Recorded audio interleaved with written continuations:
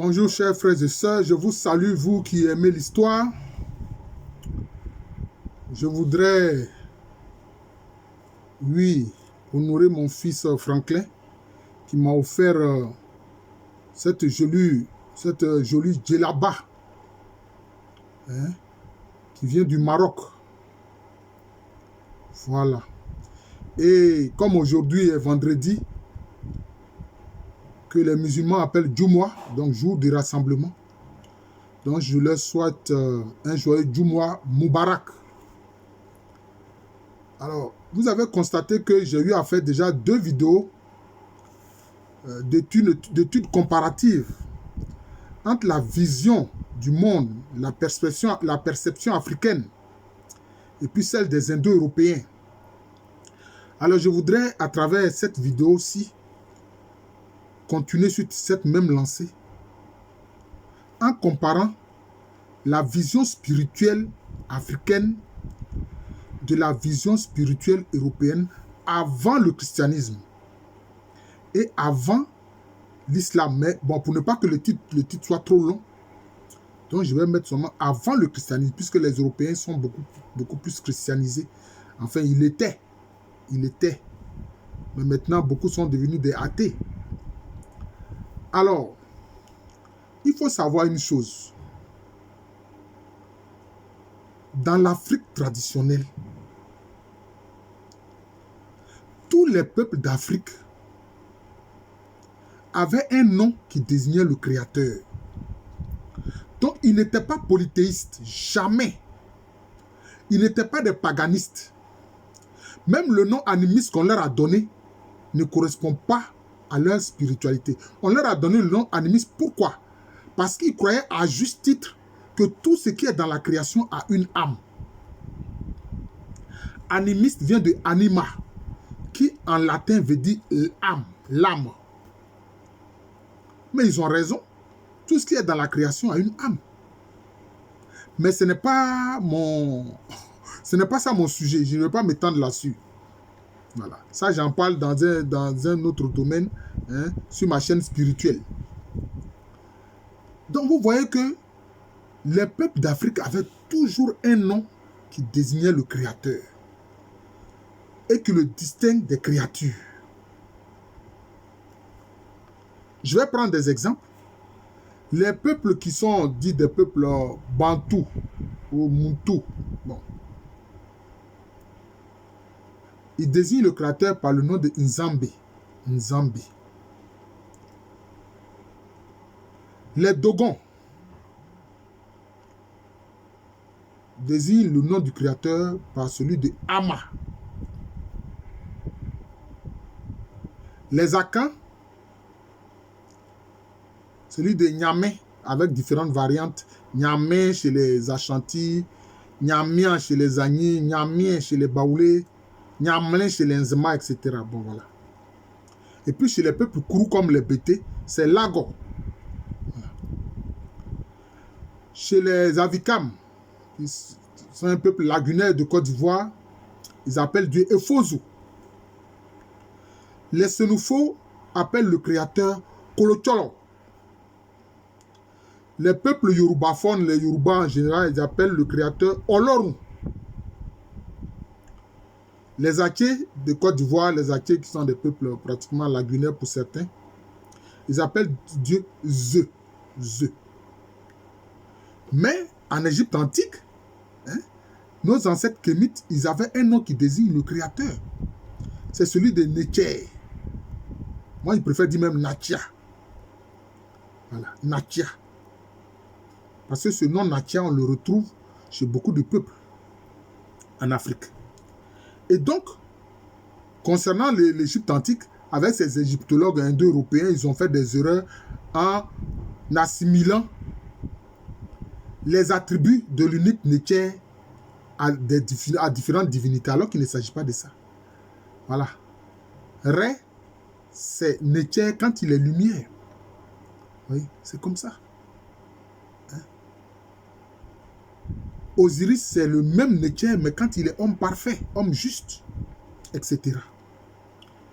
Donc, il y a toujours un nom qui désigne le Créateur, qui le distingue de ces créatures.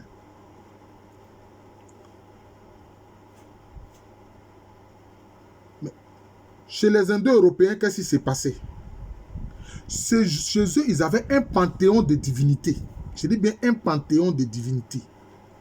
C'est-à-dire que donc, eux, ils ne croyaient pas dans le Créateur unique. Hein? Donc, ils ont un panthéon de divinités et quelquefois, il y a l'un qui est appelé le Père des dieux. Le Père des dieux. Par exemple, chez les Grecs, c'était Zeus. Zeus est dit le Père des dieux. Mais il n'est pas la seule divinité. Il y a Apollon, il y a Diane, il y a Cupidon, il y a Athéna, etc. Chez les Romains, c'était la même chose. Jupiter est considéré comme le père des dieux, mais il n'est pas le seul. Il y a Jupiter, il y a Mars, il y a Vénus, il y a Junon, etc. Et même les jours de la semaine que vous voyez là, les jours de la semaine, c'était des divinités pour eux. Lundi, c'est le jour de la lune. Vous voyez bien, lune, lundi. Ça, c'est la racine. D'ailleurs, que disent les Anglais? Moon Day, c'est-à-dire le jour de la lune. Mardi, c'est le jour de Mars. Mercredi, c'est le jour de Mercure. Jeudi, c'est le jour de Jupiter. Vendredi, c'est le jour de Vénus. Samedi, c'est le jour de Saturne. Et puis dimanche, c'est le jour du soleil. C'est pour ça qu'en anglais, on dit quoi? On dit Sunday, c'est-à-dire le jour du soleil. Sun, c'est le soleil. Sunday. Donc, vous voyez, eux, ils n'avaient pas une vision monothéiste, mais ils avaient une vision polythéiste. C'est ça les faits. C'est ça les faits. Par exemple, chez les peuples germaniques, par exemple, vous aviez Odin, Thor, hein? Vous aviez Nertus, vous aviez Phrygia, vous avez Phrygia, vous avez notamment Wotan. Vous voyez? Donc, ils avaient toute une panoplie de divinités. Alors qu'en Afrique, ce n'est pas le cas. On croit en un seul créateur qui a toujours un nom qui est distinct de ces créatures. Voilà la première chose. Donc, les polythéistes, c'était eux. Voilà, c'était les Européens, c'était les Indo-Européens. D'ailleurs, vous le voyez avec notamment l'hindouisme en Inde. Parce que les peuples d'origine perse, les Aryas, qui se sont installés au nord de l'Inde, c'est eux qui ont fait qu'il y a eu toute cette panoplie de divinités, comment on appelle ça, dans l'hindouisme. Hein? Sinon, les Noirs, Dravidiens, eux, ils croyaient toujours en un seul créateur. Hein? Mais aujourd'hui, cette religion de l'hindouisme s'est généralisée. En Inde, je vais dire. Ça s'est généralisé en Inde. Avec Shiva, Brahma, Vishnu, etc. Toutes ces divinités-là. Cette panoplie de divinités qu'on a justement en Inde. Ça vient justement des Aryas, des peuples d'origine perse qui se sont installés dans le nord de l'Inde actuelle. Alors que pour les Africains, vous avez vu, je vous ai désigné toujours, j'ai pris quelques exemples pour désigner le nom du Créateur. C'est cela. Deuxième chose, quelle était leur attitude devant les défunts, les morts? Parce que l'attitude devant le défunt, devant la mort, c'est une attitude spirituelle. C'est une attitude spirituelle. Les peuples d'Europe, les peuples indo-européens, eux, ils incinéraient les morts. Ils brûlaient les corps des défunts. Voilà. Comme on le voit encore aujourd'hui en Inde. Voilà. Par exemple, les Vikings, là, ils brûlaient les morts. Tous ces peuples indo-européens, là, ils incinéraient les morts. Alors qu'en Afrique, non, jamais. Jamais. C'est sacrilège que d'incinérer les morts. Pourquoi? Parce qu'il y a le culte des ancêtres. que quelquefois les gens appellent culte des morts. Non, c'est pas, faut pas confondre. C'est le culte des ancêtres. C'est ceux qui ont eu une attitude digne, hein, qui peuvent être montrés en exemple. Hein, le culte des défunts, le culte des ancêtres. Vous voyez. Et le culte des ancêtres fait que il y a toujours des tombes. Il y a toujours des tombes. Et il y a des cimetières. Il y a toujours des tombes. Mais il peut arriver que les patriarches soient inhumés dans leur maison. Voilà, dans une pièce de leur maison. Ça existe. Ça se faisait aussi. Vous voyez. C'est cela. Et c'est ce qui explique l'apparition des pyramides dans le cadre de l'Égypte antique. La pyramide, c'est simplement, hein, la tombe du Nessout, c'est-à-dire du pharaon, celui qu'on appelle ordinairement le pharaon.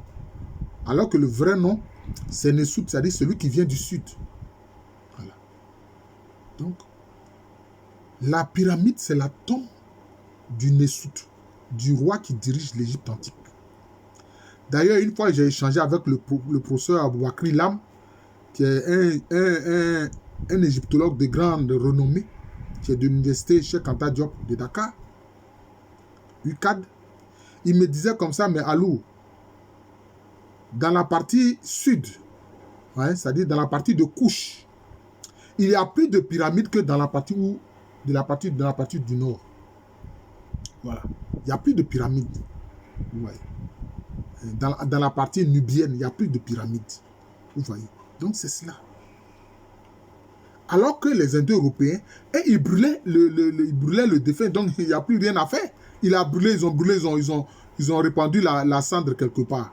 Les Vikings, même souvent, les chefs et autres, on les mettait dans leur dracar, c'est-à-dire dans leur bateau, si vous voulez, dans leur barque. Et puis ensuite, les gens tiraient des flèches enflammées. Et puis tout ça là se consumait avec son corps. Et puis c'est fini. Ça se perd dans l'océan, dans la mer. C'était ce qu'ils faisaient les peuples indo-européens. Vous voyez. C'est cela. Alors que pour nous, les peuples qu'émitent les peuples noirs, ah non. On ne va pas brûler les corps. Non, non, non, non, non. Parce qu'il faut des objets témoins de l'existence de nos ancêtres. Il y a des objets témoins. C'est pour ça que chez les peuples indo-européens, il n'y a jamais de tombes qui témoignent de leurs anciens ancêtres. Il n'y en a pas. Il n'y en a pas. Le fait de faire des tombes enterrer les gens, c'est avec le christianisme qu'ils ont commencé à faire ça. Voilà. Personne ne peut contredire ce que je dis parce que c'est une vérité historique. C'est le christianisme qui a fait qu'eux aussi, ils ont commencé à inhumer les morts et à avoir des tombes. Parce que dans le christianisme, il va y avoir le culte des saints. Voilà. Mais chez les peuples kamites, les peuples africains, les peuples noirs, on inhumait les défunts. Et surtout les ancêtres qui faisaient l'objet d'un culte. Voilà, c'était le culte des ancêtres. C'était très important. Donc, il fallait des objets témoins. Quelquefois même des habits, les outils que les ancêtres ont utilisés pour travailler, ou bien même qu'ils ont utilisés pour combattre la guerre. Tout ça était conservé. Tout ça était conservé. Et les fêtes qui marquent l'année nouvelle, on les sortait. Et on faisait des libations, etc. en hommage aux ancêtres défunts. C'était ça. C'est ça, la vision spirituelle des peuples noirs. C'est ça les faits. Alors que les Indo-Européens, ils brûlaient les corps et puis voilà, c'est fini. On a brûlé le corps, il n'y a plus rien. Comment on va faire le culte? Voilà. Donc voilà le problème. Autre chose, et il faut faire une remarque. Par exemple, je constate que par exemple chez les Akans, le terme Ka, qui désigne l'esprit éternel, notamment dans l'Égypte antique, on retrouve ça, hein, dans les mots qui sont liés, je peux dire, à la mort. Par exemple, Alaka. Alaka, c'est le cercueil. C'est Ka. Ça, c'est la tombe. Kala, ça, c'est l'âme, ou bien, bon, l'être immortel qui est en l'être humain. Vous voyez? Donc, on voit chaque fois ce lien avec l'Égypte antique.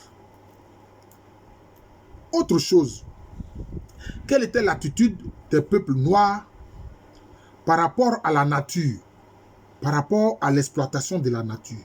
Les peuples africains prenaient juste ce dont ils avaient besoin dans la nature. C'est pour ça que souvent j'ai ri quand je vois des ONG qui viennent parler d'écologie, etc. Dans l'Afrique traditionnelle, il y avait un profond respect de la nature. Pourquoi? Parce que tout ce qui est dans la nature qu'ils estiment que le Créateur a fait est digne de sacralité, donc de respect sacré. La sacralité. Les arbres sont sacrés. Les rivières, les fleuves sont sacrés. Tout est sacré. Vous voyez, tout est sacré. Les cours d'eau sont sacrés. C'est pour ça que souvent tout ça faisait l'objet de culte et les gens ont pensé que alors c'est du paganisme. Non. Ils ne confondaient pas les cultes rendus aux ancêtres ou les cultes de la sacralité rendus à d'autres créatures dans la nature avec le Créateur. Jamais. Le Créateur est toujours distinct.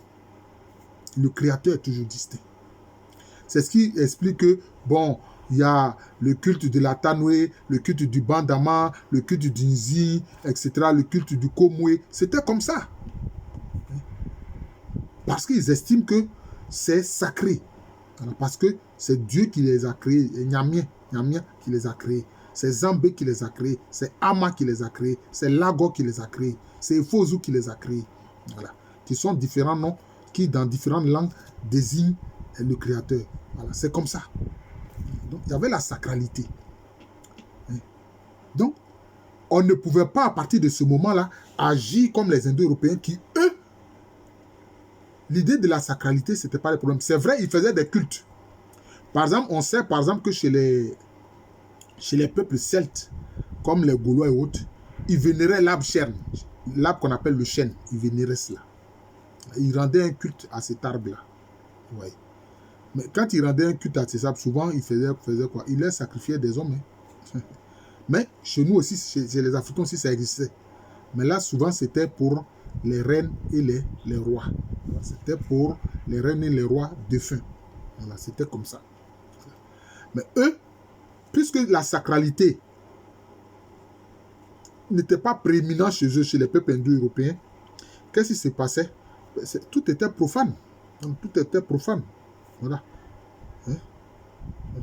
Je ne dirais pas qu'ils faisaient de la profanation, mais je dis que c'était la profanité. Voilà, je crée ce mot-là, c'était la profanité chez eux. C'est pour ça que chez eux, on a vu l'exploitation de la nature à outrance. Pourquoi il y a cette exploitation à outrance de la nature? Mais parce que c'est l'aspect matériel qui les intéresse. C'est-à-dire, c'est un aspect mercantile, un aspect pécunier. Comment se faire beaucoup d'argent? Vous voyez? C'était ça. C'était ça le problème. Oui, c'était ça le problème.